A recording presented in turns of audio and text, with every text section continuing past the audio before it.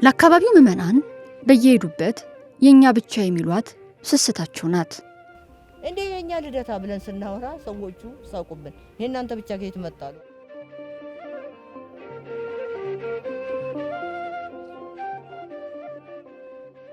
ግንባታዋ ተጠናቆ ማየት የናፈቁ ሌሊቱን በጸሎት ያድራሉ። ቤተ ክርስቲያን ጧት ስናይ እኔ የሚሰማኝ ስሜት ልዩ ነው። ሌሊትም እጸልያለሁ። ምነው ጨከንሽ እያልኩኝ።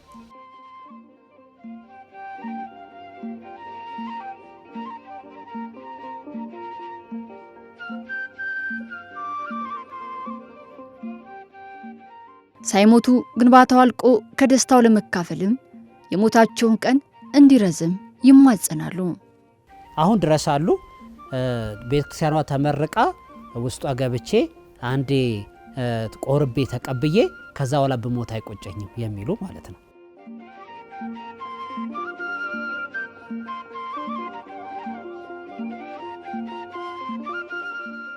ደግሞ ወዲያ በባህር ማዶ ጠዋት ማታ ሐሳባቸው እንቁ ልደታና አገልጋዮቿ ናቸው።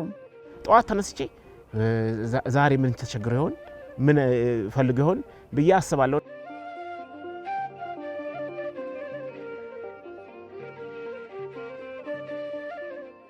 አርኪቴክቱ እንዲህ አምሮ የሚታየውን ዲዛይን የጀመሩት በጸሎት ነበር። ለዚህ ነገር ጥሩ ሐሳብ እንዲመጣ ጸልዬ ነው የጀመርኩት።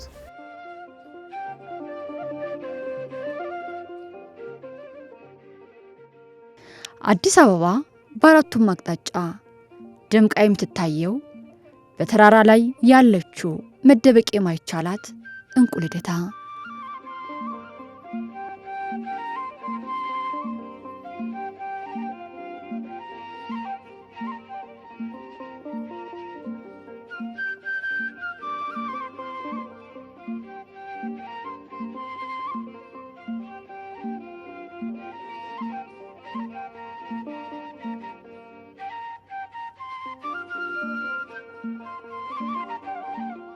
የ1980ዎቹ ነበር። ካምቦ የ12ኛ ክፍል ፈተና የወሰዱት ዶክተር ተስፋዬ የውጭ ሀገር የትምህርት ዕድል ፈተና ባገኝ ስመለስ ቤተክርስቲያን አሰራለሁ አሉ። እግዚአብሔር ፈቅዶ ተሳካላቸው። ከትምህርት ሲመለሱ ታዲያ ቤታቸው በሩሲያ ኤምባሲ አካባቢ ነበርና ከጓደኛቸው ጋር ሲዘዋወሩ ይህ ውብ ስፍራ ባይናቸው ገባ። ዶክተር ተስፋዬም የተሳሉትን አስታወሱና የአካባቢው ሽማግሌዎችን አማከሩ። ግን እነሱ የየካ ሚካኤል ወዳጆች ነበሩና ሚካኤል አነሰ እያሉ መልሷቸው። በመጨረሻም የእግዚአብሔር ሐሳብ ነበርና አቶ ክፍሉ አስፋው የተባሉ አባት ሰሟቸው። ስለታቸው ደረሰ። ኮሚቴም ተዋቀረ። አቶ ሙሉጌታ አዳሙ ሰብሳቢ፣ አቶ መላኩ ስመኝ ምክትል ሰብሳቢ፣ ዶክተር ተስፋዬም ጸሐፊ ሆኑ።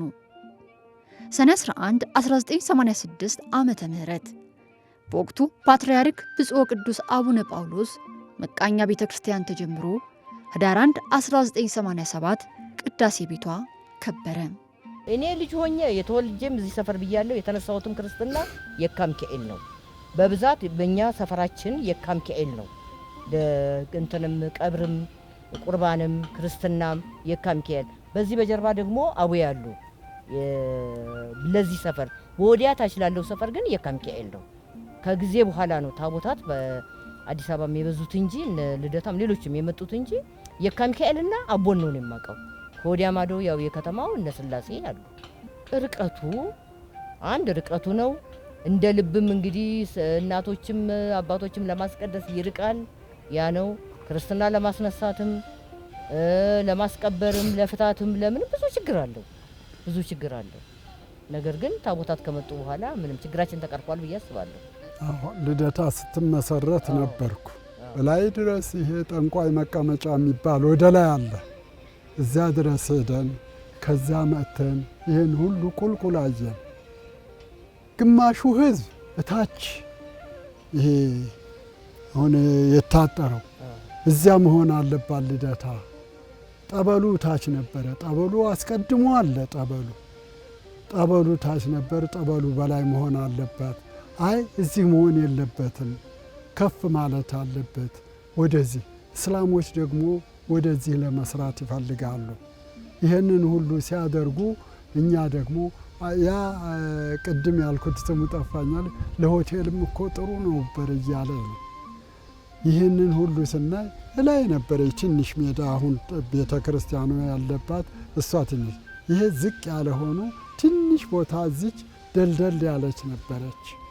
እዚች ቦታ ላይ መመስረት አለብን ተብሎ ቁፋሮ ስንጀምር ህዝቡ ሁሉ ተረባረበ። ይህንን ሆነን እኔም አዲስ ነበርኩኝ። ይህንን መሰረት አቶ ተስፋዬም ነበር ነበር። መጀመሪያ ቆፈር ትንሽ ነገር ጭቃ ነገር ሰራንና አደረግ። ያችን አፈረስንና ደግሞ ወዳ እንደዚህ ትንሽ ሰራን። እሱም አልሆነም፣ አፈረስን። እንደገና ደግሞ መጣንና ይቺ መሃሏን እንድንሰራ መምህር ተስፋዬ ታውቂዋለህ? እኛ ኮሚቴ ነበር እንኳ እና በእሱ አማካይነት ግንብ እየተገነባ እኔና አቶ ዮሴፍ እቃ ግዢ እየሆን እናቀርብ ነበረ። ከያለበት ብረት እያመጣን ምናምን ብሎኬት ሁሉ እኛንን የምናመጣው፣ መርካቶ እየሄድን ቆርቆሮ ሁሉ ያንን ሁሉ የምናመጣው እኛንን። የመካከሏን ወደ ላይ ጀመር። ከዚያ በጭቃ ወደ ታች በዛችው ልክ ወደ ታች ጀመር። ወደ ታች ስንጀምር ደግሞ ያንን ጭቃ አፍርሰን ደግሞ እንደገና ይሄንን በብሎኬት በተስፋዬ አማካይነት ነው። እሱም እንደው አበረታታን። ዙሪያዋን በብሎኬት እዚያች እንትኗ ቅድስቷ ድረስ ሰራን። በኋላ ነው ወደ ኋላ የሴቶችን ጨምሮ ወደ ኋላ ይዞረው። መንገዱንም ያው እሷ አለች፣ ወይዘሮ ጀማነሽ አለች። እያንዳንዱ ቤት በየቤቱ ሄደን እባካችሁ እንደው መንገድ እንደው ልደታ መውጫ ጠፋ። ሁሉም ሲሰጡን ይሄን ኮብል ሁሉ ያደረግነው እኛ ነው። እንደዚያ ነው ኮብሉን ሁሉ አስተካከል። ከዛ በኋላ ይሄ ትልቁ ቤተ ክርስቲያን መጀመር አለብን ስንል አቶ ሙሉጌታም ሞቱ፣ አቶ ክፍሉም ሞቱ፣ ሁሉም ሞቱ። የምኖረው በውጭ ሀገር በዩኬ ዩናይትድ ኪንግደም ነው የምኖረው። ካለው ከከፍታ ቦታ ነች ያለችው። ከዛ በተጨማሪ ደግሞ የአካባቢው ምዕመን እውነት በስሯ ያለው አሸዋ ተሸክሞ ውሃ ቀርቶ በአካባቢው ላይ ውሃ የለም። እያንዳንዱ እችን ቤተክርስቲያን ሲሰራ ድንጋይ ተሸክሞ አሸዋ ተሸክሞ መንገዱ እንደዚህ አልነበረም እና በጣም መኪና ይዞ ለመውጣትም ከባድ ነው እና እያንዳንዱ ሰው የጣረባት እውነቴን ነው እድሜውንም ጉልበቱንም ገንዘቡንም የጨረሰባት ቤተክርስቲያን ነችና ደብረ እንቁ እውነት የተለየች ነች ብዬ ባወራ ማጋነን አይሆንብኝ። ለዚህ ቤተክርስቲያን መቋቋምና እዚህ ደረጃ መድረስ የሰፈሩ ልጆች ሰንበት ትምህርት ቤቶች ከፍተኛ መስዋዕትነት ከፍለው እዚህ አድርሰዋታል። ሰንበት ተማሪዎቹ በጣም እኔ አሁንም ሳላመሰግናቸው አላልፍም። ምክንያቱም እነሱ ውሃ እያስጋዙ ምን እያሉ እንኳን ሌላ ቀርቶም ውሃ ችግር አለ በሰፈራችን። ግን ቤተክርስቲያኗ በምትሰራበት ሰዓት በማይክሮፎን አሉ፣ አሁን በህይወት የሉ፣ አቶ ተክሉ አረ ልደታ ውሃ ተቸገረች ቢባል አሮጊቶች በገንቦ በእንስራ በጀሪካን ያኔ ጀሪካን እንደዚህ ብዙ የለም እየተሸከሙ ነው አምጥተው ይሰሯል። ተራራውን ከታች እየተሸከሙ በአሁን በኔ እድሜ ያሉ ያኔ እንትን ደህናን እና እየተሸከሙ ያኔ ጀሪካን የለም። ልደታ በምትሰራበት ሰዓት አንዳንድ ጀሪካን ነው የሚኖረው። ገንቦች እንስራ እየተሸከሙ አምጥተው አሰሯት። ከተሰራችን በኋላ ተመስገን ሁሉ ነገር እየተስተካከለ ሄደ። ለዚህ ሁሉ ግን መስዋዕትነት ከፍተኛ መስዋዕት እኔ ማመሰግነው አሁንም ወደፊት የምምለው ሰንበት ተማሪዎችን ነው። የሰፈሩን ወጣቶች ሰንበት ተማሪ ብቻ ሳይሆን የሰፈሩ ወጣቶች አጠቃላይ ይሄንን ለመስራት አሁንም እነሱ ናቸው ያሉ።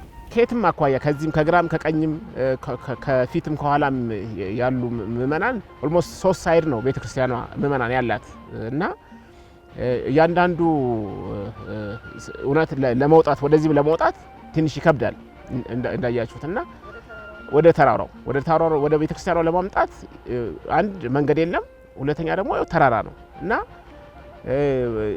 በዛን ጊዜ እንግዲህ በልጅነት ስሜት በልጅነት መንፈስ እንዴት ተራራ ወተን ስንወርድ ተመልሰን ውሃ ለማምጣት እውነቴን ነው ያለ 2-3 በሙላ የምንመለስበትና የምናመጣበት ጊዜ አለና ያ እንደ ድካም አይሰማንም።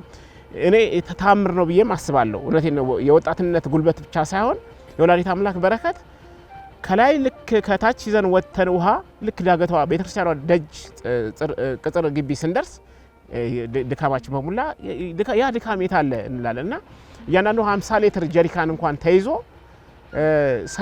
ሳንቀባበል በፉክክር አይኔን ይዤ የምወጣው አይደለም ወንዶች ሴቶች እንኳን አዝለው የሚወጣባትና ወላዲተ አምላክ እውነቴን ነው ያንን ድካም ቅጽሯ ስንደርስ የምታጠፋልን ከዛ ተመልሰን ደግሞ የምንወርድበት ሌላ ያው ቀን ከሌሊት ሳይባል የሚሰራበት ታድሮ የሚሰራባት ደብር ነበረች። የወጣትነት ጊዜ እውነቴን ነው እያንዳንዱ ከኔ በጣም እዚህ ቤተክርስቲያን ላይ ያገለገሉ ጠንካራ እህቶች ወንድሞች አሉ። እነሱ ቢመሰክሩባት የበለጠ ያምራል። እኔ ግን ያው ዝም ብዬ እንደው ባቅሜ እችን ሰራው ለማለት ሳይሆን እንደው የተወሰነ እያስተባበርንም ወጣቱን እያስተባበርንም አሸዋ ታች መኪና አልወጣ ብሎ ሲደፋም ወይ ሲገለብጥ እንደገና ያንን እያንዳንዱ ሰው በማዳበሪያ ይዞ የሚመጣበት የነበረበት ጊዜ ነው። ትልቅ የልጅነት ትውስታና የአገልግሎት የበረከት ጊዜ እንደነበረ በጣም ትዝ ይለኛል። ማይክሮፎን አተን ፊሊፕስ በዱቤ ሰጡን። ከሞላላችሁ ለግንቦት ልደታ ልናስገባ ከሞላላችሁ ታመጣላችሁ። ይቅርታ ለእንትኑ ነው ለቅዳሴ ቤቱ ከሞላላችሁ ታመጣላችሁ፣ ካልሞላላችሁ መቼም ኪራዩን ትከፍላላችሁ ምናምን ብለውን ከዛ እኔ አቶ ሙሉጌታ፣ አቶ ሽብሩ፣ አቶ ክፍሉ ሄደን እዛ ጠይቀን ያንን ማይክሮፎን አመጣንና እዚህ ሳይሞላልን ቀረ። ተሰብስበን እንዳለን ምን ተሻለን፣ እንዴት እናድርግ፣ እንዴት ምን እንመልስ እያልን ስንል በማግስቱ 2 ባልና ሚስቶች መጡና ምንድን ነው የሚቸግራችሁ? ለዚህ ይኸው እንደዚህ ማይክሮፎን አተን እንደዚህ ገንዘብ አጣን የምንከፍለው ስንል ገንዘብ ኑቶሎ ብለው አቶ ክፍሉን ይዘው ገንዘብ ያዥ ነበሩ። ሄደው አቶ ክፍሉ አምጥተው ያንን ከፍለን ማይክሮፎን ልናገኝ ቻል እና እንደዚህ እያደረግን ነው እያደገች በኋላ ይሄ በረንዳው ሁሉ በኋላ ነው። የምእመናን ቁጥር እየጨመረ የአገልግሎት ፍላጎት ሲበዛ ይቺ መቃኛ ቤተ ክርስቲያን አድጋ ማየት የሁሉም ፍላጎት ሆነ።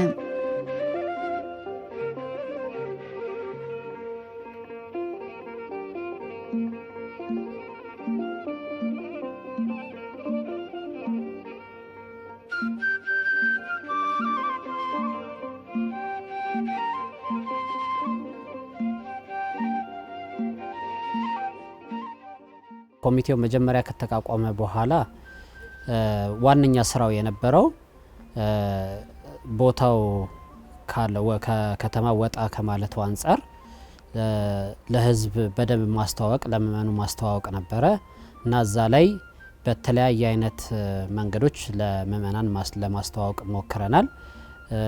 ምክንያቱም ብዙ ሰው ቤተክርስቲያኗ መቃኞ ናት፣ ለምንድነው አዲስ ህንጻ ቤተክርስቲያን ቋሚ የሆነ ህንጻ ቤተክርስቲያን አይሰራም? ከኋላ ተነስተው ብዙ አጥቢያ ቤተክርስቲያናት አዳዲስ ተሰርቷል የሚል እንትን ስለነበረው እሱን ተንተርሰን በየአጥቢያው የህንጻ መሰራት መጀመሩን ይፋ አድርገናል።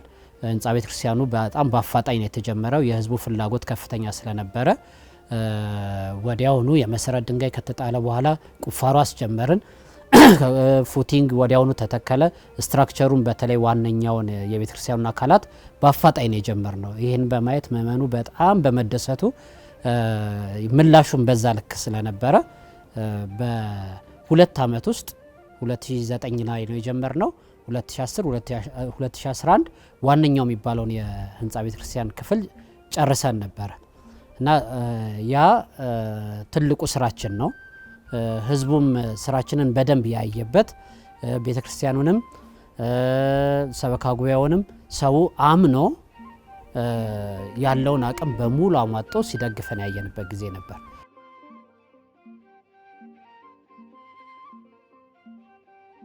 በህንፃ ግንባታው ላይ ስምምነት ከተደረሰ በኋላ ቀጣዩና መሰረታዊ ጉዳይ በዚህ ውብ ስፍራ ምን አይነት ውስጣዊና ውጫዊ ቅርጽ ያለው ቤተክርስቲያን ይገንባ የሚለው ነበር።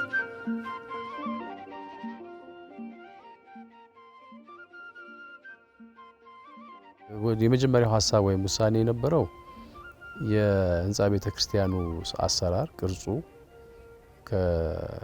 ምን አይነት ይሁን የሚል ነው። ለምሳሌ በክብ ቅርጽ የሚሰራ ቤተክርስቲያን አለ። ሰቀልማ ወይም ካቴድራል የሚሉት አይነት አለ። ስለዚህ በየትኛው ቅርጽ ይሁን የሚለው ውሳኔ የመጀመሪያው ሀሳብ ነው። በዚህኛው በክብ ቅርጽ የሚሰራው ሀሳብ ገዢ ሆኗል። ሁለተኛው ግን ያው የህንፃ ዲዛይኑ ቅርጹ ክብም ቢሆን የተለያየ ደግሞ ዲዛይን ስለሚኖረው ያንን ለማድረግ ነውና ያ በሆነ ጊዜ በጸሎት በውዳሴ ማርያም እመቤታችን ከምትመሰልበት ምሳሌዎች አንዱ መሶበ ወርቅ ነው። ስለዚህ በመሶበ ወርቅ ቅርጽ ለመስራት ሀሳብ አገኘሁ ማለት ነው እና አሁን የተሰራው ዲዛይን ያንን ቅርጽ ለማምጣት በዛ ዲዛይን ላይ የተመሰረተ ነው። ቅድም እንዳልኩት በክብ ቅርጽ ነው የተሰራው፣ በመሶበ ወርቅ ቅርጽ ነው የተሰራው። ከዛ ትልቁ ነገር ጠቅላላ የሚያርፍበት ምን ያህል ይሁን በሚል በ40 ሜትር ዳያሜትር ክብ ነው ጠቅላላ ቤተክርስቲያኑ ያረፈችበት ማለት ነው። ይሄ አውደ ምህረት ምን ሳይጨምር ማለት ነው። ከዚህ ሌላ ምናልባት ከሌሎች ቤተክርስቲያን ሊለይ ይችላል ወይ የተሻለ ነገር ምለው ለበረንዳው ቦታ የተሰጠው ስፋት እና ለቅኔ ማህሌቱ የተሰጠው ስፋት ከዛ ለቅድስቱ ያለው ስፋት እና ለመቅደሱ ያለው ስፋት ጥሩ ሳይዝ ያለው መሆኑ ብዙ ምእመናንን ለቅዳሴ አገልግሎት ሊሰጥ የሚችል ስፋት ያለው መሆኑ ነው። 1500 እንደዚህ ካሬ ሜትር ላይ በአጠቃላይ ያረፈ መሆኑ። በረንዳው ደግሞ ከበረንዳው ጀምሬ በገልጽ በረንዳው ቅድም እንዳልኩት ግድግዳና ጣራ ሳይሆን ራሱ ግድግዳው ጣራ የሚሆንበት ስለሆነ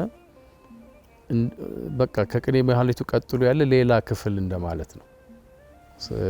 በረንዳነት አለው፣ ክፍተት አለው፣ ግን ጣራ ልባሱ ወደ ታች ድረስ የሚወርድ ስለሆነ እዛ ክፍል ውስጥም ሆኖ አገልግሎት ለሚያገኝ ምእመናን ጥሩ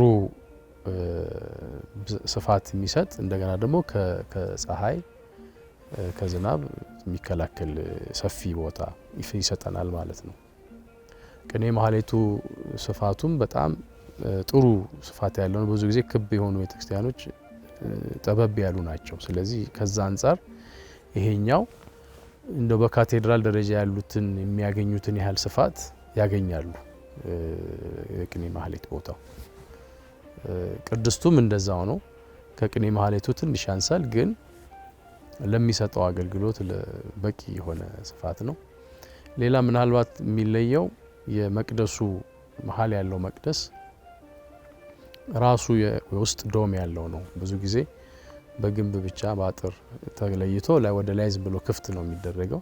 ይሄ ግን ውስጥ ድረስ ዶም የራሱ ዶም ቅርጽ ተሰርቶለት ከውስጥ ሲገባ መቅደሱ እንደ አንድ ህንፃ አካል ራሱ ይታያል። የራሱን የቻለ ቤተ መቅደስ ሆኖ ይታያል። ሙሉ ማለት ነው የራሱ ዶም ያለውና ዙሪያውን ደግሞ ያለው ሰው እይታው ያልተከለለ በከፍተኛ ሁኔታ ያልተከለለ ስለሚሆን ቤተ መቅደሱን በደንብ የማየት የመቅደሷን በደንብ የማየት እንትን አለው። ፈታኝ የሆኑ ነገሮች ቅድም ያልኩት ከመሶበ ቅርጽ ለመስራት በመሞከራችን ምክንያት ምንድነው መደበኛ ወይም ኮንቬንሽናል የሚባለው የኮንስትራክሽን አሰራር ለዚህ የሚሆን አልነበረም። መደበኛ ግንባታ የሚሰራው ግንብ ቨርቲካል ግንብ ነው። በብሎኬት፣ በኮንክሪት፣ በሸክላ ይሰራል። ከዛ ጣራ ይሰራል። ይሄኛው ግን በሁለት አንጻር ከርቭነት አለው። ራሱ ከርቭ ነው፣ እንደገና ቨርቲካሊም ከርቭ ነው። ያንን ለመስራት ፎርም ወርክ ማግኘት ራሱ በጣም አዳጋች ነበረና ብዙ ፎርም ወርክ የሚሰሩ በሀገር ውስጥ ተሞክረው በአንድ ወቅት አንድ ትልቅ የብረት ካምፓኒ የህንድ ልምድ ያለው ሰው አድርጎ መተው ሞከሩ፣ ሰሩ። ብዙ ስቴፕ ከሄዱ በኋላ አልመጣላቸው፣ ተስፋ ቆርጠው ሄዱ። በመጨረሻ በአጋጣሚ አንድ እዚህ ሀገር የፎም ቦርድ ዎል ሲስተም የሚባል አለ። ኖርማሊ አገልግሎቱ ለፈጣን የሆኑ ካምፖች እንደዚህ ለመስራት ነው። ውስጡ ፎም አለ፣ ከዛ ዳርና ዳር ብረት ተደርጎ ለቀጥታ ለቨርቲካል ዎል የሚሰራበት ነው አክቹአሊ። እና የሱ ፋብሪካ ባለቤት እዚህ ቤተክርስቲያን ቅጥር ግቢ ውስጥ ከአንድ ሰው ጋር መጥቶ ተገናኘን። በሌላም ፕሮጀክትም ስለማቀው ያንን ቴክኖሎጂ ልክ ስናየው ሀሳብ መጣለን። እነዛም በከርቭ ሰርተውበት አያውቁ በዚህ በምንሰራበት። ስለዚህ ያንን ቴክኖሎጂ መጠቀም ስለምንችልበት ሀሳብ ከሰውየው ጋር ተነጋገረ እና ሞካፕ ወይም የሙከራ ስራ ሰራን። ለነሱም አዲስ ነው፣ ለኛም አዲስ ነው። ግን ለዛ ለተባለው ችግር መፍትሄ ሆነ እና እነዛን ከርቭ ነገሮች ሰራ ናቸው። ግን ያንን መሰረት አልቆ ቤዝመንት አለው፣ ቤዝመንት ፍሎሩ አልቆ ያንን ከርቭ ለመስራት ረጅም ጊዜ በፎርም ወርክ ቴክኖሎጂ አለማግኘት። እንዲያውም በአንድ ወቅት በቃ ለምን ዲዛይኑን አናሻሽለውም እዚህ ሀገር በምንሰራበት አይነት ብዬ እኔም ራሴ በፊት ራሱ እንዲሰራ ነው የምፈልገው። ግን ፈተናው የበዛ ሲመጣ እና ጊዜ የረዘመ በየሳምንቱ የህንጻ አሰሪ ኮሚቴው ይሰበሰባል፣ ጫና ከህብረተሰቡ ጫና ይመጣል። ለምንድነው የቆመበት ምክንያት ረጅም ጊዜ ሲሆን በቃ ይሄን ነገር ትንሽ ዲዛይኑ ሞዲፋይ እናድርገው ብለን ነበረ። ግን ህብረተሰቡም የህንጻ አሰሪ ኮሚቴውም ከዛ ዲዛይን ጋር አታችመንት ኦልሬዲ ፈጥረው ስለነበር አይ መፍትሄ ፈልገን በዛው መሰረት መስራት አለብን ይሄንን የሚል ሀሳብ ሆነ። እግዚአብሔር ፈቅዶ እነዚህ ሰዎች ቴክኖሎጂ እነሱም አላሰቡትም ሰራ ነው። ያንን ነገር ተወጣ ነው። እሱም የራሱ ብዙ ጣጣ ነበረው። ለምሳሌ ፋብሪካው ሲጀመር ፎሙ ኢምፖርት የሚደረግ ነው እንትን የሚመጣና እዚህ ነው የሚሰሩት። ከዛ በኋላ መቆራረጥ አለ፣ እንደዚህ ይሰራሉ። ከዛ ብረት ደግሞ አለው። እዚህ ኖርማሊ የሪንፎርስመንት ባር አይነት ሳይሆን ይለያል የራሱ ሲስተሙ። እንደጀመረ ፋብሪካው በሌላ በራሱ የውስጥ ችግር ይዘጋ ሆነ፣ ጨርሶ ሳይሰጠን ማለት ነው። ፎም የለኝም ብሎ አለ። ፎም ከባህር ዳር ደግሞ ሌላ ተመሳሳይ ፋብሪካ ፎሙ ተጭኖ መጥቶ መቁረጡ እዚህኛው ካምፓኒ ውስጥ እዚህኛው ፋብሪካ እዛ ተገዝቶ የመጣው ቋ እንደገባ ደግሞ በባንክ ችግር የሆነ ነገር ሊታሸግ ሆነ ከነቃው። ከዛ በስንት ብዙ ብቻ ያሳሰሩ ኮሚቴ ያሉ ሰዎች ራሳቸው ሄደው እያደሩ እዛ ፋብሪካ ውስጥ እንደዛ ተቆርጦ ምን ተብሎ ተስተካክሎ ሲመጣ ደግሞ ከተወሰነ በኋላ ለተወሰኑቱ ደግሞ ብረት ጠፋ። ያቺ ብረቷ ኢምፖርትድ ነች፣ እንደ ሜሽ ትባላለች። እዚህ ሀገር የምትመረት ወይ በፋብሪካ የምትመጣ አይደለች። በሱ ደግሞ ከ20 ውስጥ 16ቱ ተሰርቶ 4ቱ ቆመ እና በመጨረሻ በሎካል ሪንፎርስመንት ዲዛይን ተደርጎ ሞዲፋይድ ሆኖ በዛ መልክ ጨረስ ነው። እና አንድ ካለቀ በኋላ ሲታይ ዝም ብሎ የሆነ የሳምንት ስራ ይመስላል፣ ግን ብዙ ፈተና በውስጡ አልፏል። ግን ያንን ያልሰብነውን እንስራ በሚል ማለት ነው።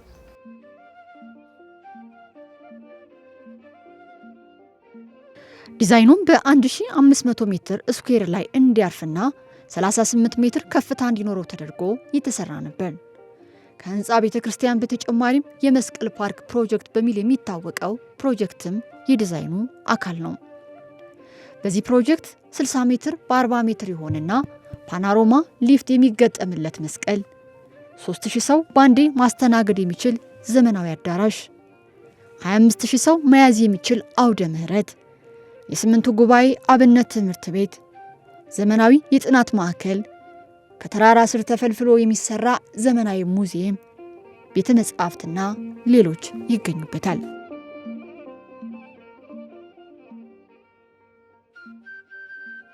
በ2010 ዓ.ም በብፁዕ ዶክተር አቡነ አረጋዊ አማካኝነት መሰረተ ድንጋይ ተጣለ። ስራውም በይፋ ተጀመረ።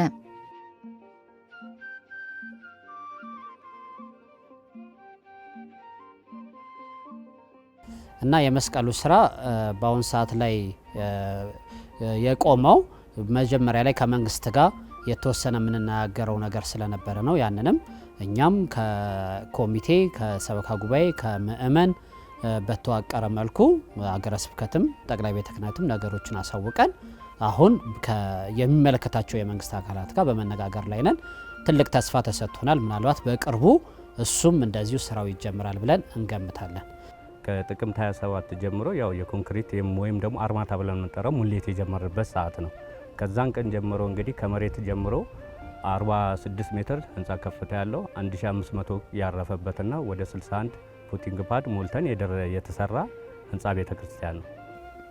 በጣም ትልልቅ በጣም እውቅ የሆኑ ኮንትራክተር ለምሳሌ በእኛ ሀገር ቫርኔሮ፣ ኤልሚዮ ሊንዶ ወይም ትልልቅ ፕሮጀክት እንደ ሳሊኒ አይነት እንደዚህ የውጭ ሪሶርስ ያላቸው አንድ ዲዛይን ሲሰጥ የመፍትሄውን ጉዳይ እንዴት እንደሚሰራ ከጣሊያን ከአውሮፓ ከምን ፎርምወርኩ ምን አምጥተው ሶሉሽን በዛ ሌቭል የሚሰራ አይነት የፕሮጀክት አይነት ነው። እዚህ ግን በኦን ፎርስ ነው ያ ስራ እየተሰራ ያለው። በኦን ፎርስ ማለት እዚሁ ቅጥር ሰራተኞች እዚሁ ያሉ ባለሙያዎች እያዩት ማለት ነው። እና እኔ በጣም ነው የምደነቀው እዚህ ሳይት ላይ የነበሩት ሰራተኞች ከነሱ ሊደሮች የነበሩት በዚህ ይሄንን ቻሌንጅ እኔ በሌላ ፕሮጀክቶች ስለምሰራ ከተማ ውስጥ ትልልቅ ፕሮጀክት ላይ ትልልቅ ኮንትራክተሮች መስራት አቅቷቸው ኳሊቲ አልመጣ ብሏቸው ስንት ፕሮጀክት እንደሚበላሽባቸው ስለማውቅ በዚህ ባለው ሁሌ ስጋት ነበረኝ። እንደዚህ ይሄንን አያመጡትም፣ የሆነ ቦታ ላይ ያው ችግር ይገጥመናል መቼም እቺን ነገር አያመጧትም እላለሁ።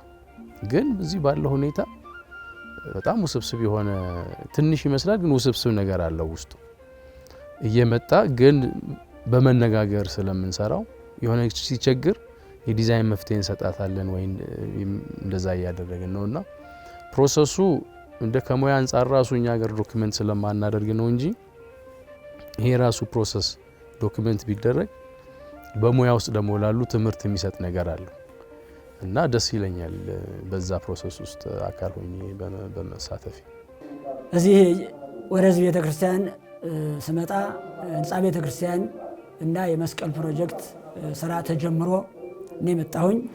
ይህም ህንፃ ቤተክርስቲያን በአግባቡ በስርዓት በደንብ እየተሰራ ይገኛል። ስለዚህ ልዩ በሆነ ሁኔታ በልዩ መልክ ከሌላው አድባራት ከገዳማቱ በዲዛይንም ለየት ያለ ስራ ነው እየተሰራ ያለው። ይህን ደግሞ በፍጥነት እንዲሰራ የእኔም የሰበካ ጉባኤውም የህንፃ አስተዳደር ኮሚቴውም ሌት ተቀን እየደከመ ይገኛል ማለት ነው። ከተጀመረ በጣት የሚቆጠሩ ዓመታት ብቻ ቢያልፉም የህንፃ ግንባታው የደረሰበት ደረጃ ይህንን ይመስላል።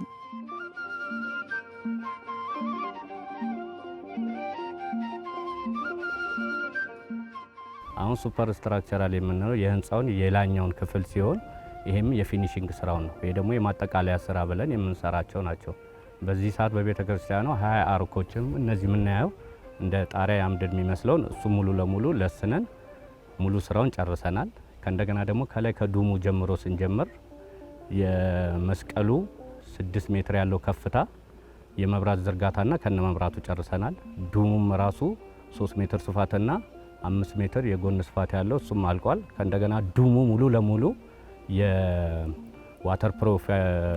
የዋተር ፕሩፊንግ ይሄ ውሃ መከላከያ የምንለውን እሱን ጨርሰናል። ከእንደገና በበጎ አድራጊዎች ቀብተን ወደ ታችኛው ወደ መስኮት ስራው ላይ ደርሰናል። 12 የቶፕ ታይ ቢሙ ማለት ነው ላይ ምናያቸው ማለት ነው።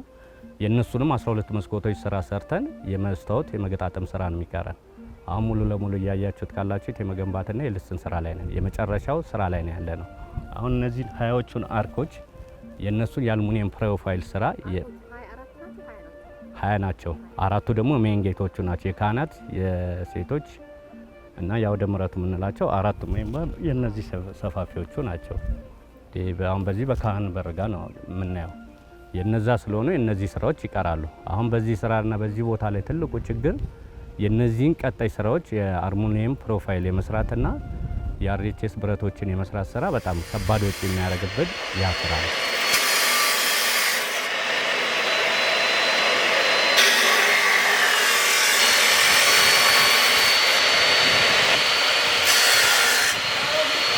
የደብረ እንቁ ልደታ ቤተክርስቲያን የህንፃ ግንባታ ሂደት እጅግ ፈተና የበዛበት ነው።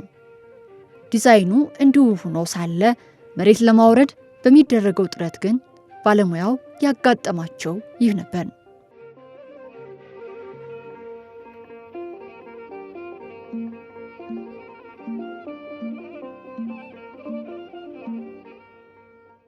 በተወሰነ ጊዜ ስህተት ሰርቻለሁ ተሰምቶኛል። ምክንያቱም በቀላሉ ቤተክርስቲያን መስራት እየቻለን ይሄን ሁሉ ችግር ውስጥ የመጣበት ምክንያት እኔ ስራ ዲዛይኑን ስሰራው ታሳቢ ያላደረኩት ነገር አለ።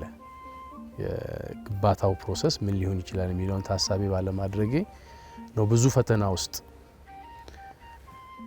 ብዬ እንዳስብ ሁሉ ጊዜ የሚመጣብኝ ጊዜ አለ። ምክንያቱም መጣና ኮሚቴው ምን የሚቸገረውን ነገር አያለውና ያንን አንዳንዱ ችግር ወደ እኔም ይመጣል። መፍትሄ ያው ሎካል ሌላ ቦታ የለመድ ነው። አርኪቴክት የፈለግነውን ዲዛይን እናደርጋለን። ኮንትራክተር ይመጣል። ኮንትራክተር እንዴትም አድርገ ስራው ነው ራሱ ዋጋ እንዴት እንደሚያስገባ ነው። እዚህ ግን እንደዛ አይደለም። ችግሩ ሲመጣ እኛም ጋር ነው አብሮ የሚመጣውና ስህተት ነው ብዬ ያሰብኩበት ጊዜ አለ። ምናልባት ፐርሰናል ሊሆን ይችላል። ግን ምንድነው ይሄን ዲዛይን ስጀምር ሐሳቡ ሲመጣ አንድ አባባል ልሳሳት ይችላል እኔ ተንሰለ ብዙ እውቀት ስለሌለኝ ምንድነው ጎስአ ልቤ ቃለ ሰናይ የሚል እና በሱ ሐሳብ ተነስቼ ለዚህ ነገር ጥሩ ሐሳብ እንዲመጣ ጸልዬ ነው የጀመርኩት። ስለዚህ የመጣው ነገር እኔ ያመጣሁት ነገር ብቻም አይደለም፣ በቃ በምክንያት። ስለዚህ ያው ፈተናውም ሲያልፍ ብዙ ችግሮች ሲመጡ የዛ የሂደቱ አካል ነው። ስለዚህ እንደ የዕለቱን ብቻ የሆነ ችግር ሲመጣ በዲዛይን እኛ መፍታት የምንችለው ነገር ካለ በእኛ በኩል ለግንባታው እንዲቀል እንሰራለን። አሁን ለምሳሌ በአሁኑ ሰዓት የሚሰራው በብረት አድርገን እየሰራን ያለ ነው። ዲዛይን ላይ ፕላን ስናወጣ የለም። ግን ያ ፓርት ሊሰራ ሲል ማን ይስራው፣ እንዴት ይሰራ፣ በምን ማቴሪያል ይሰራ ማለት ምንድነው ያለን ማቴሪያል አማራጮቻችን በእጃችን ሲባል ያ አማራጭ የሚሰራው ሰውዬ ሲመጣ ከሚሰራው ሰውዬ ጋር ቁጭ ብለን ኦኬ እንዲህ ብታረግ ይሄ እንዲካልኩ አይመጣልኝ፣ እሺ እንደዚህ ቢሆን 3 ዳይሜንሽናሊ በቢሮ ውስጥ ቁጭ ብለን ይሄን በብረት እንዲህ ብታጥፈው ይሄ እንደዚህ ብታደርገው እስቲ ሳምፕል ስራ እናሳይ፣ ከዛ ሰርቶ ሲያሳይ ይሄን ነገር አልመጣም እንደዚህ እናድርገው፣ እንዲህ ያልን ነው ምን ሰራው። ሰው ትክክል ነው አይደለም። አንዳንዴ እንዳልኩት እጠራጠራለሁ ማለት ይሄ ሁሉ ነገር በእኔ ዲዛይን ነውና ሲምፕል ኢትዮጵያ ውስጥ የሚኖር ሰው ሲምፕል የሆነ ነገር ነው መስራት ያለበት ይላል። በሌላ በኩል ግን ቅድም እንዳልኩሽ አሁን ለዛሬ ገና ነው ያልኩት የሐሳብ ሲመጣ በቃ ይሁንና እስቲ የት እንደሚደርስ እንየው እላለሁ።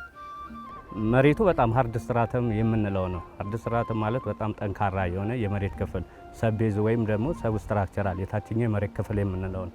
ያንን ብቻ ለመቁረጥና ሌቭል ነበር ይሄ ከዚህ ጋር ካያችሁት ያንን ለመቁረጥ ብቻ ከ2 ወር እስከ 3 ወር ነው የወሰደብን።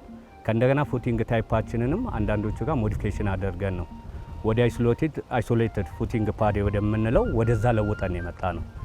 ደግሞ ወዲህ ህንፃውን አስጀምሮ ለማስጨረስ ኃላፊነትን የተረከበው ኮሚቴ የቀን የማታ ጭንቀቱ ቀላል አልነበረም። ስራው ከተጀመረ ጀምሮ በአሁኑ እይታችን በጣም ጥቃቅን የነበሩ በወቅቱ ግን ትልልቅ ፈተናዎች ያልናቸው ነበሩ። ለምሳሌ ስራውን ስንሰራ አጥቢያው ላይ እዚህ ላይ ራሱ አንዳንድ ያለመረጋጋቶች ነበሩ። ከአስተዳደር ጋር በተያያዘ እሱ የኮሚቴውን ስራ የህንፃውን ስራ የተወሰነ ደረጃ ይዞን ነበር። እኛ እንደ ትልቅ ፈተና ቆጥረ ነው ነበረ። ወቅቶቹ ግን አልፈዋል። እኛም በኋላ እንደተረዳ ነው ከሆነ የህንፃ ቤተክርስቲያን ስራ ሲሰራ እነዚህ ነገሮች የስራው አካል እንደሆኑ ተረድተን በዛ አምነን ተቀብለናቸዋል። በአሁኑ ሰዓት ላይ ግን ካሳለፍናቸው ትልልቅ ዋና ዋና ፈተናዎች በትክክል የሚጠቀሱልን አንደኛው ውጫዊ የሆነው ተጽዕኖ ነው። በተለይ የመስቀሉን ፕሮጀክት ከጀመርን በኋላ ብዙ ፈተናዎችን አይተናል። በመስቀሉ ፕሮጀክት ላይ ያሰማራናቸው ቀን ሰራተኞች፣ ባለሙያዎች፣ የኮሚቴ አባላት በጣም በህግ በኩል ተጠያቂ የሆኑ እየታሰሩ ፍርድ ቤት እየቀረቡ ብዙ እንትን አይተናል እና ትልቁ ፈተና ጊዜም ነበረ። ምንም ምክንያቱ የኛ ፕሮጀክት ቢሆንም በኋላ ግን በቤተ ክርስቲያን ደረጃ ትልቁ ፈተና የሆነብን አንዱ እሱ ነበረ።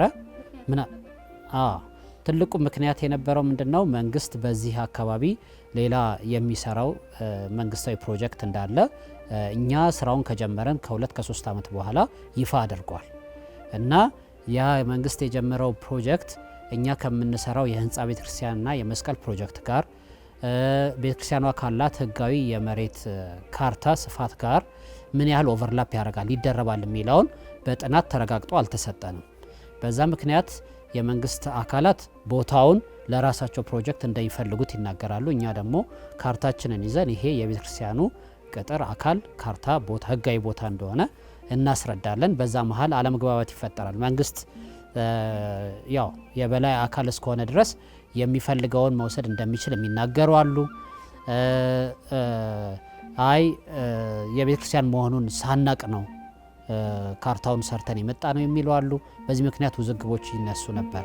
እኛም ማሳወቅ ላለብን የበላይ የቤተክርስቲያን አካላት ሀገረ ስብከትም ጠቅላይ ቤተ ክህነትም እያሳወቀን አባቶች እየመጡ ቦታውን እያዩ ችግሩን ከሚመለከታቸው የመንግስት አካላት ጋር እንዲፈቱ ለማድረግ ሞክረዋል። ዋነኛው ችግር የነበረው ግን የሁለቱ ፕሮጀክቶች ተመሳሳይ ቦታ መፈለግ ነው።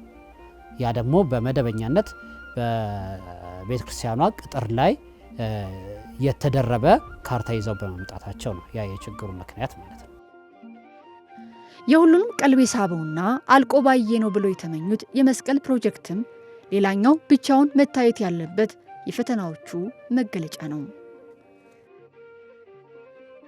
ችግሩ ሙሉ ለሙሉ ተፈልቷል ብሎ የምናገርበት ጊዜ ላይ አይደለንም። ምክንያቱም በእጃችን ላይ የተቀመጠ ማስረጃ መረጃም ያስፈልገዋል። በሰነድም የተቀመጠ በእጃችን ላይ የሚገባ ማለት ነው። እስከዛ ድረስ ሙሉ ለሙሉ ተፈቷል ማለት አንችልም። ግን ሂደቱ የተሻለ ነው የምንልበት ተስፋ የሚሰጥ ነው የምንልበት ምክንያት ምንድነው?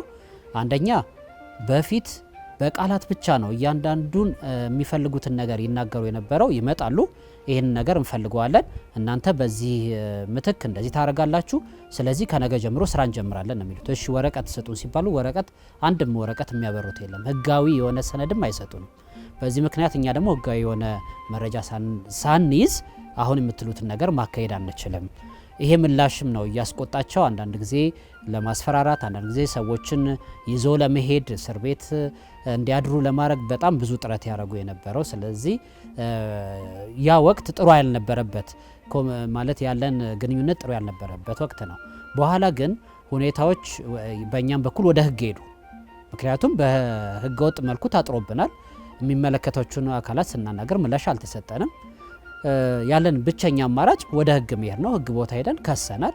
ከከሰስን በኋላ በፍርድ ቤት ጉዳዩ ተበይኖ ህጋዊ ቦታው የቤተ ክርስቲያኗ እንደሆነና ይሄ እዚህ ጋር የመጣው አካል እንዲለቅ ተበይኗል። ያ የቤተ ክርስቲያኗ አቋም ታይቶ በእኛ እይታ ማለት ነው። ያ ታይቶ ከዛ በኋላ ፎርማል ወደሆነ መደበኛ ወደሆነ ውይይት እንዲመጣ ጋብዞናል። እኛም በዛ መሰረት በጣም በተደጋጋሚ ማለት ይቻላል ቁጥሩን በትክክል እንትን ባለልም ግን ከ10 ጊዜ በላይ የሚመለከታቸው የመንግስት አካላት ማለት የዚህ የመንግስት የፕሮጀክቱ ኃላፊዎች፣ የጠቅላይ ሚኒስትር ጽሕፈት ቤት ተወካዮች፣ የአዲስ አበባ መንገዶች ባለስልጣን ተወካዮች፣ ከዛ በተጨማሪ የከንቲባ ጽሕፈት ቤት ተወካዮች እነዚህ በተገኙበት 10 በላይ ውይይቶች ተደጋጋሚ ተደርገዋል። በዛ መሰረት የሁለቱም ፕሮጀክቶች እንዴት ማጣጣም እንደሚቻል ውይይት ተደርጓል። በመጨረሻ በቃ እናንተም ፕሮጀክታችሁን የምታካሂዱበት እኛም ፕሮጀክታችንን የምናካሂድበት መንገድ እንቀይስ በሚል ፋይናሊ በዚህ ተስማምተናል። መጨረሻው አሁን የሆነው ምንድነው? መንግስት የሚፈልገው የትኛው ክፍል እንደሆነ ያሳውቀን ነው። ህጋዊ በሆነ መልኩ አሳወቁ። ይህንን የመሬት ክፍል ይህን ያህል ካሬ እንደሚፈልግ እኛ ምንድነው ከዛ በኋላ ማድረግ ያለብን በመንግስት ደረጃ ለዚህ ተገቢውን የሆነ ማካካሻ ወይም ምትክ ለቤተክርስቲያኗ እንሰጣለን። ቦታ ምረጡ ተብሎ በከተማ ውስጥ የተመረጡ ቦታዎች አሳይተውን በሆነ ሂደት ደረጃ ላይ ነው ያለው። ያንን ቦታ አሳይተውናል። በእጃችን ገና አልገባም፣ ማስረጃም አልተሰጠንም፣ ግን የተመረጡ ቦታዎች አሉ። ይህን ስናይ ትንሽ ተስፋ ሰጪ ነው ማለት እንችላለን።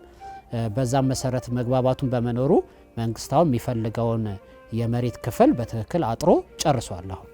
ስለዚህ አሁን ቀጣዩ እኛ የምንፈልገውን ቦታ መረከብ ብቻ ነው ማለት ነው የሚለው። ስለዚህ የተሻለ ነው አሁን ያለው ግንኙነት ያልነው ከዚህ አንጻር ነው። ዋና ስትራክቸር ስራ መጀመሪያ ጨርሰናል ብያለው። የመጨረሻውን ፌዝ ወይም ደግሞ የፊኒሽንግ ስራ የጀመርንበት ትልቁ ስራችን ነው።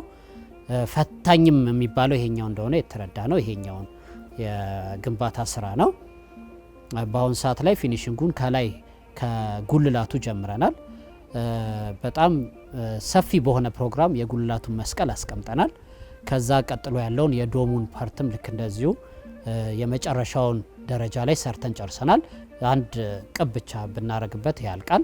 ከዛ ወደ ታች እየወረድን ነው አሁን እና ትልቁ ስራ እየጀመር ነው ያለው እሱ ነው ማለት ነው። የገንዘብን ፈተና በተመለከተ ስራው ከተጀመረ ጀምሮ እስከ 2-3 ዓመት ድረስ እንደነገርኩሽ በጣም የህዝቡ ትብብር በጣም ጥሩ ነበረ። በአካባቢው ያለው ሰው በቃ ያለውን መቀነት እየፈታ ነው ሲሰጠን የነበረው። በዚህ ህንፃ ግንባታና በመስቀል ፕሮጀክቱ መጀመር ጥሩ ስሜት የተሰማቸው ምእመናንም ከየትኛውም የአዲስ አበባ ክፍል የሀገሪቱ ክፍል እና ከየትኛውም ዓለም ምላሽ ይሰጡን ስለነበረ በጥሩ ሁኔታ ስራው እየሄደ ነበር። ከዛ በኋላ ግን አንደኛ ትዝ ይላችሁ እንደሆነ ይሄ የኮቪድ-19 ወይም ደግሞ ወረርሽኝ ተከስቶ ነበር። በዛን ሰዓት ላይ ብዙ ቦታ ስራዎች፣ እንቅስቃሴዎች ቆሞ ነበር። እኛንም በዛን ሰዓት ላይ ከብዙ ስራዎቻችን እንድንታቀብ አድርጎናል እና ደጋፊዎቻችንም በቅርብም አይዟችሁ የሚሉንም በተወሰነ ደረጃ ያ እንዲቀንስብን አድርጓል። ከዛም በኋላ ግን አሁን ያለውም የሀገሪቱ ሁኔታ የኑሮ ሁኔታ እየተወደደ ሲመጣ የተወሰነ የገንዘብ ፈተና አሁን ከዛ በኋላ ነው እየመጣ ሄደው። ሁለተኛ ምክንያቱ ደግሞ ስራው የሚፈልገው የገንዘብ መጠንም አሁን እየጨመረ በጣም ከፍተኛ ብር የሚያስፈልገው ስራ ደረጃ ላይ ነው አሁን ያለ ነው ማለት ነው የግንባታው ደረጃ። በዚህ ምክንያት አሁን ይሄ ፋይናንሻሊ በጣም ከፍተኛ እንትን ውስጥ ያለንበት ነው፣ አጣብቂኝ ውስጥ ያለንበት ነው። ይህንን እየሰሙ እንቅልፍ የማይወስዳቸው ልጆቿ ደግሞ በውጭ ሀገር ልባቸውን ሰጥተዋታሉ። የእያንዳንዳችን የኑሯችን መጠን በጣም ዝቅተኛ ቢሆንም እያንዳንዱ ቅጠል ሸጦ ድንጋይ ተሸክሞ የሰራት ደብር ነች እና ትልቅ ዋጋ አለው።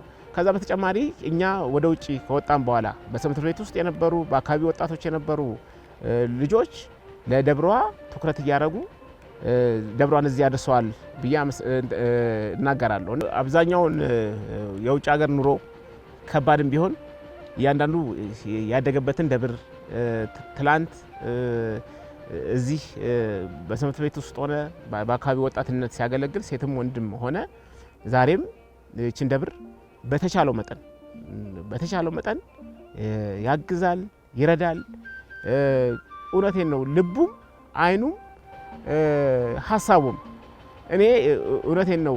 ጠዋት ተነስቼ ልደታን ካላሰብኳት የሆነ ነገር እስላት አለው። በቃ ግቢያ ውስጥ ሆነን እንዴት እንደምንሰራ እንዴት እንደነበረ ምናምን ስለማስብ ጠዋት ተነስቼ ዛሬ ምን ተቸግሮ ይሆን ምን ፈልጎ ይሆን ብዬ አስባለሁና ሁሉም ሰው ያንን የልብ ትርታ አለበት።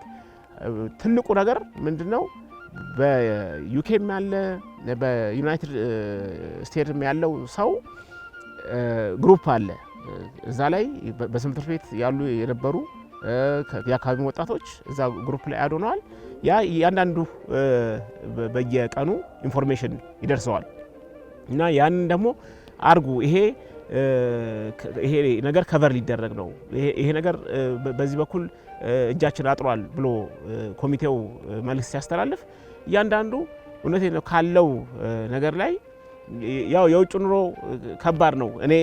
እኔ ስለምኖረው አውቀዋለሁና ግን ያ ደግሞ ትንሽ ነገር ደግሞ የውጭ ያለው ሰው ትንሽ ነገር ሲለግስ ለዚህ እዚህ ላለው ሰው እዚህ ላለው የስራ እንቅስቃሴ ትልቅ ድጋፍ ያደርጋልና የውጭ ያለው እውነቴን ነው ካለው ከእንቅልፉ ላይ ቀንሶ ሰርቶ ምን ብሎ እቺ ቤተክርስቲያን እዚህ አድርሷል። እንግዲህ ወደፊትም የበለጠ ትልቅ ስራ እንሰራለን ብዬ ለእግዚአብሔር ፍቃድ አስባለሁ። እዛ ሆኜ የምሰማው የአገሪቷ ውስጥ ያለው የኮንስትራክሽን የዋጋ እያንዳንዱ ዋጋ መጨመር እኔ አሁን እቺ ቤተክርስቲያን ቆማለች ብዬ ነው በትክክሉ የማስበው።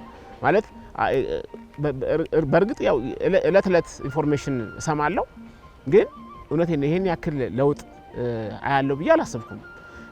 ይሄ አርክ ራሱ እግዚአብሔር አምላክ እውነቴን ነው ረድቶ ያንን ሁሉ ቻሌንጅ አልፈው እኔ በመጣሁበት ጊዜ የዛሬ 4 ዓመት ሄጃለሁ ደብረ ዘይት ድረስ የአርኩን ግንባታ ምን ይመስል እንደነበረ ለመነጋገር ከሰዎቹ ጋርና ያ ሁሉ ችግር አልፎ አሁን ደብሯ ኦልሞስት ቤተክርስቲያኗ የተጀመረችው ቤተክርስቲያን ለፊኒሺንግ በቃ ገፋፍተው ለፊኒሺንግ ማድረሳቸው ትልቅ እዚህ የነበረው ኮሚቴም እዛም ውጭ ያለው እውነቴን ነው ውጤታማ ሆነናል። እንደው በትንሹም ቢሆን እየላክን የምንሰጠው ልግስና ለውጤት የሚታይበት ነውና ለኔ እውነቴን ነው ትልቅ ታምር ነው የሆነብኝና እኔ የበለጠ ኮሚቴውን ዲቮት ማለት በጣም ጊዜ ሰጥተው ከኑሯቸው ላይ አሁን ካለው ከኑሮ ውጣ ውረድ ቤተሰብ አለ፣ የስራ ችግሮች አሉ። ከዛ በኋላ ደግሞ ደብሯም ትራንስፖርት እንደ ልብ ማትመላለሽባት እለት እለት ወጥተው ወርደው የሚሰሩ ኮሚቴዎች አገልጋዮችን እዚህ ያሉትን እኔ በጣም አደንቃለሁ። እኛ ኦልሞስት ሰርተን ያው ገንዘብ ነው የምንልከው፣ በሀሳብ በጉልበት ግን እዚህ ሆነው ተጋፍጠው ሌሎች ውጣ ውረዶችም ተጋፍጠው የሚሰሩትን ኮሚቴዎች አደንቃለሁ። እዛ ያለውን በውጭ ያለውን ወንድም እህቶች አሁንም በርትተን እችን ቤተክርስቲያን ትላንት በጣም ሲጀመር በጣም የፈጠነ ደረጃ ነው። አሁንም በእርግጥ ያው የኑሮ ውድነት የኮንስትራክሽን ያሉት የኮንስትራክሽኑ የውጤት ግብዓቶች ብዙ ሊያስቸግር ብዙ ምንድነው ብዙ የብር ወጪ ሊጠይቅ ይችላል። ግን እኛ ዛሬም ሳንሰለች ነገም ሳንሰለች እቺን ቤተክርስቲያን አሰርተን ፍጻሜዋን እንድናይ እግዚአብሔር ይፍቀድልላለሁ። ደብረ ዕንቁ ልደታ ማርያም ከተማለች ሲሏት ገጠር፣ ገጠር ሲሏት ከተማ የመሰለች ከሀገሪቱ ዋና ከተማ የአዲስ አበባ ትራስ የሆነች ናት። ከቤተ ክርስቲያን ግቢ ሆነ ዙሪያ ሆነው አዲስ አበባ እንዲህ ሀሳቧን ጥላ ተዘርግታ ያያታል። አዲስ አበባ በውስጧ ጭንቀትን፣ እረፍት የለሽ ሩጫን የያዘች አትመስልም። ነገር ግን ዕንቁ ልደታ ሆነው እንደ ውሃ የሚሳበው ንጹሕ አየሯ ሁሉን ነገር ያስረሳውታል። በዚህ ቅዱስ ቦታ አዲስ አበባን በዓይን በልቦ ደግሞ ራስዎንም ያያሉ፣ ይረጋጋሉ። በጥሞና የእግዚአብሔርን ሥራ ድንቅነትም ያስባሉ፣ ይመሰክራሉ። ንፋስ ስልክ ሁሉ አያታለሁ። ንፋስ ስልክ ነው ወደ አቃቂ ስንሄድ በብዛት እንደገና ደግሞ በጣም ሩቅ ቦታ ይታያል። እኔ በሄድኩበት ሁሉ እንደውም አንድ ጊዜ ከጓደኛዬ ጋር ስንሄድ ገና እንደተሰራች ወደ ለጋር በታች ሄደናል። በኋላ እንዴ የኛ ልደታ ብለን ስናወራ ሰዎቹ ሳቁብን። የእናንተ ብቻ ከየት መጣሉ? የኛ ነች እቺ ብለን ተሳሳ። እውነት የኛ ልደታ ያልድበት ቀን አለ። ትታያለች በጣም የአካባቢው ሰው በአጠቃላይ የኑሮ ሁኔታ ምን ይመስላል የሚል እይታ ብናይ ለፍቶ አዳሪ ነው፣ ወጥቶ የሚገባ ነው። ልክ በከተማ እንደሚገኙ አጥቢያዎች ትልልቅ ባለሀብቶች ወይም ደግሞ አቅም ያላቸው ምናምን የሚኖሩበት አይደለም። የሚደንቀው ግን እንደዛ ሆኖ ነው የመጀመሪያውን ከፍተኛ ፍጥነት ያለው ግንባታ ያሰራው ይሄ ምእመን ነው። ሌላውንም ዘመዱን አስተባብሮ አገር ውስጥም አገር ውጭም ተሯሩጦ ያሰራው ይሄ ምእመን ነው እና በዚህ በጣም ከፍተኛ ምስጋና ሊቸረው የሚገባ ነው። ለምሳሌ ላስቀምጥላችሁ እችላለሁ። ቤተክርስቲያኑ ከተጀመረ ጀምሮ 2009 መጀመሪያ አካባቢ ጀምሮ እስካሁን ድረስ ሳያቋርጡ በየወሩ 10 ብር የሚሰጡ እናት አሉ። ሳያቋርጡ ማለት ነው። አሁን ድረስ አሉ። ቤተክርስቲያኗ ተመርቃ ውስጧ ገብቼ አንዴ ቆርቤ ተቀብዬ ከዛ በኋላ ብሞት አይቆጨኝም የሚሉ ማለት ነው። እንደዛ ነው የሚሰጡት በዚህ አካባቢ ያሉት እና ይህንን ለምንድን ነው ያነሳሁት? ደረሰኝ እያስቆረጡ ስለሚሄዱ ነው። በዚህ የኑሮ ደረጃ ያለ ማህበረሰብ ነው ዙሪያውን ያለው አንደኛ። ሁለተኛ ይሄው ማህበረሰብም ቢሆን አሁን የተረጋጋ አይነት ሁኔታ ላይ አይደለም ያለው። እንዳልኳችሁ መጀመሪያ ላይ ይሄ አካባቢው ላይ የመንግስት ፕሮጀክት እንደሚመጣ ከታወቀ በኋላ ሰው በተለያየ አይነት መንገድ እየተነሳ እየሄደ ነው። በመጀመሪያ ተከራይ የነበረው በአካባቢ ይኖር የነበረው ህዝብ ቦታው በእንደዚህ አይነት መልኩ እንደሚፈለግ ሲሰማ መጀመሪያ ለቆ ሄደ። ሁለተኛ ደግሞ ነዋሪ የሆነው ህዝብ በዚሁ ፕሮጀክት አካባቢ ስለሚኖር መልቀቅ እንዳለባቸውና ወደ ሌላ ቦታ መሄድ እንዳለባቸው ተነገረ። በጣም በሚያሳዝን ሁኔታ ግማሽ የሚያህለው ክፍል ማለት ነው ከቤተክርስቲያኑ ከተራራው በአንዱ ክፍል የሚኖረው ህዝብ ሙሉ ለሙሉ ለቆ ወደ ሌላ ቦታ ሄዷል። በዚህም ለህንፃ ስራው ብቻ አይደለም ብዙ የቤተክርስቲያን አገልግሎት ላይ ጠንካራ ተሳትፎ እያደረጉ ያሉ አባቶችም እናቶችም የሰንበት ትምህርት ቤት አገልግሎት ላይ ያሉ በዚህ ምክንያት ርቀውን ሄዷል እና አሁን ቤተክርስቲያኗ በምእመን ደረጃ እየተጎዳች እንደሆነ በግልጽ የሚታይበት ደረጃ ላይ ነው ያለ ነው። በቀጣይ ይህ የሚታየው ይገለጥ ዘንድ የአገልጋዮችና የምእመናን ህልም እውን እንዲሆን የጀመረውን የሚጨርስ አምላክ እንዳለን ብናምንም የእግዚአብሔር ሐሳብ መገለጫ እኛንንና የቤት ስራችን ብዙ ነው። እኔ ነዋሪ የዚህ ሰፈር ነዋሪ ነኝ። እድለኛ ሆኜ የዚህ ሰፈር መኖር እኔ በኋላ የመጣሁ ነዋሪ ነኝ እና ግን እውነቱን ለመናገር ይሄ እቺ የእንቁልደታ ቤተክርስቲያን ሁሉም ቤተክርስቲያን ድጋፍ ይፈልጋል እናውቃለን። ብዙ ስራ በየአጥቢያው እየተሰራ ስለሆነ ሁሉም ድጋፍ ሲጠየቅ ያው ለሁሉም ለማዳረስ እንደሚቸግር ግልጽ ነው። ይሄኛው ግን በአጠቃላይ ለእንቁልደታ ለዚህ ለአጥቢያ ሳይሆን የአጥቢያ ቤተክርስቲያን ነው ብዬ አላስብም። ወደፊት የሚኖራት ቦታ